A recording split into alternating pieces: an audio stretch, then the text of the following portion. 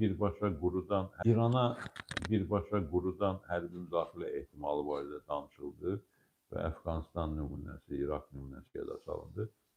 Onu deyim ki, Amerika Birləşmiş Ştatları Əfqanistandan və İraqdan o qüvvələrin, İraqdakı və Əfqanistandakı qüvvələrin müqavimətinə görə çıxmadılar. Amerika Birləşmiş Ştatları cəmiyyətindəki atmosferə görə çıxdılar. Oradakı etirazlara görə çıxdılar və insan həyatına verilən qiymətlə bağlı çıxdılar.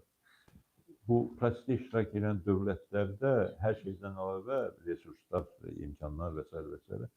insan həyatına münasibətə də diqqət eləmək lazımdır. Tutaq ki, orada Amerika Birləşmiş Ştatlarında insan həyatına diqqət ən yüksək səviyyədədir. İsraildə yüksəkdir, ancaq Amerikadakı qədər deyil. İsraildəkilər öz insanlarını müəyyən həddə qədər qurban verməyə hazırdırlar.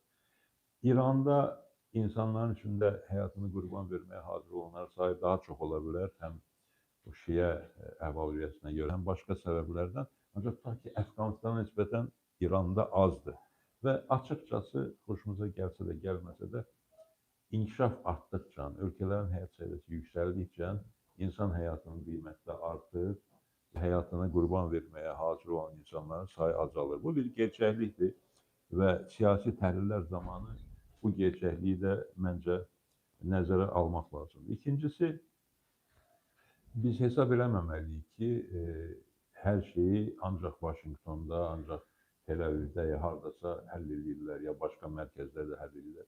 Bütün beynəlxalq ictimaiyyətində təsiri var, bizim də sözümüzün təsiri var.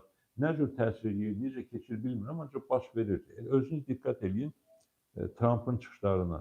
Əvvəl Pəhləviyə tam dəstək verirdi, az qala onu gələcək hakimiyyət elan etmişdi. Qəfildən dedi ki, yox, bizi o qədər də təmin eləmir, bizə İranın daxilindən mötədil bir şəxs daha çox təmin edir. Yaxud Kürd hərbiçilərini hərəkətə gətirmək barədə danışırdı, qəfildən dedilər, yox, buna ehtiyac yoxdur, falan. Mən əminəm ki, onun mövqeyinə, onun rəyinə təsirlər olur. Bu təsirlər Vaşinqton daxilindən olur, İrandan gəlib, Türkiyədən gəlib, Azərbaycandan gəlib, haradan gəlib. Yəni, bütün bu nümunələr onu göstərir ki, sadəcə sözlə də proseslərə təsir eləmək mümkündür. Həqiqətləri deməyə davam eləmək lazımdır. Gerçəkləri və prinsipləri qorumağa davam eləmək lazımdır. Burada İrandakı mövcud rejimin mahiyyəti barədə fikir mübadiləsi getdi. Dəqiq fikirlərdir, ancaq mən bir məqama diqqət yetirmək istəyirəm. Rejimin siması İran situasiyasında ali dini rəhbərdir də. Ali dini rəhbərlərin kimliyinə diqqət edin. Xomeyni İranın ən məşhur din xadimlərindən biri idi. Birinci olmasa da orada öndə gedən din xadimlərindən biri idi.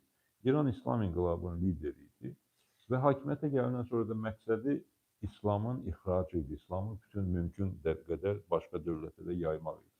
Ondan sonra hakimiyyətə gələn Əli Xamneyi böyük bir din xadimi deyildi. Sadəcə Xomeyniyə yaxın idi, Xomeyninin etimadını müəyyən dərəcədə qazanmışdı və şans qazandı, o şansı da gerçəkləşdirib ali dini rəhbər oldu.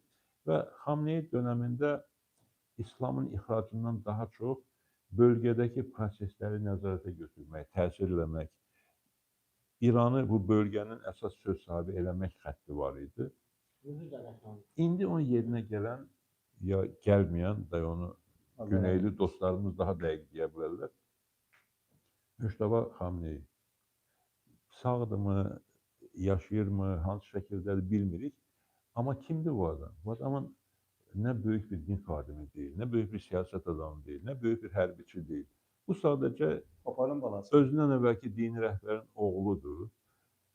O dini rəhbərin böyük maliyyət sərvətlərinin idarəçisidir və ali dini rəhbərin administrasiyasında fırlanarkən müxtəlif qüvvələrlə, müxtəlif şəxslərlə şəxsi əlaqələr yaratmış bir şəxsdir.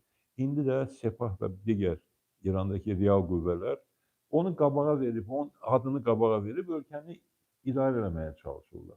Yəni, ciddi bir dini rejimdən gəlib təsadüfi adamların hakimiyyətdə olduğu bir situasiyaya çıxmışıq İran nümunəsində. Və real hakimiyyət hər halda deyilənə görə Larijani daha çox təsir edir real proseslərə və Sepah liderlərinin, Sepah kimin nəzarətindədirsə onun əlindədir. Və bu proses necə gedəcək? Proses getdikcə hakimiyyət fraqmentləşəcək, parçalanacaq, bölgələrə enəcək və hər bölgədə Sepahın komandirləri, başqa hərbi qüvvələrin komandirləri, əlində hərbi qüvvə olan şəxslər, tayfa liderləri, bölgələrdə, şəhərlərdə nüfuz sahibləri bu adamların nəzarətinə keçir hakimiyyət İranda. Və görünən budur ki, rejim zəiflədikcə, Amerikanın və İsrailin zərbələri davam etdikcə, İranda da bu hakimiyyətin fraqmentləşməsi davam eləyəcək, parçalanması davam eləyəcək və yerli komandirlərin və müxtəlif adamların nəzarətinə keçməsi olacaq. Və bu bir tərəfdən dəhşətli dərəcədə təhlükəli bir situasiyadır. O bir tərəfdən İranda, bölgədə ciddi dəyişikliklərə şərait bir gerçəklikdir. Və yenə də sözümün axırında mən son zamanlar hər dəfə təkrar elədiyim təklifi yenə deyirəm ki, Bakıda ciddi bir konfrans keçirilir. Bütün bu işin uzmanları, savadlı şəxslər, düşünən şəxslər, alimlər, ziyalılar, güneyli liderlər, Quzeydə bu mövzu ilə maraqlanan siyasilər və ictimai xadimlər hakimiyyətli, müxalifətli bir araya gəlib, vəziyyəti ciddi müzakirə edib, ümummilli platformanı, stratejini nəhayət ki, hazırlayıb, hamının qabağına qoymalıdırlar, dostun da, düşmənin də qabağına qoymalıdırlar. Və nəhayət ki, bu təklifi mən illərdir deyirəm, hakimiyyət bizim güneyli soydaşlarımızın tanınan şəxslərinin Bakıya qayıdıb, Bakıda yaşayıb fəaliyyət göstərməsinə şərait yaratmalıdırlar.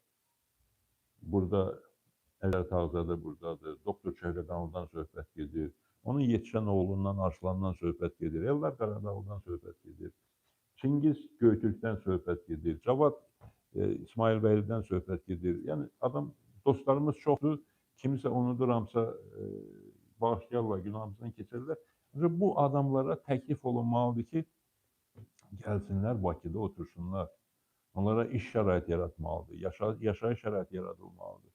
Onların iştirakı ilə bu məsələlər daimi diqqətdə saxlanılmalıdır. Millətimizin bu məsələlər strategiyasının hədəflərinin dəqiqləşməsinə və həyata keçirilməsi üçün məncə bu istiqamətdə bax, bu addımların atılmasına böyük ehtiyac var, bu addımlar atılmalıdırlar.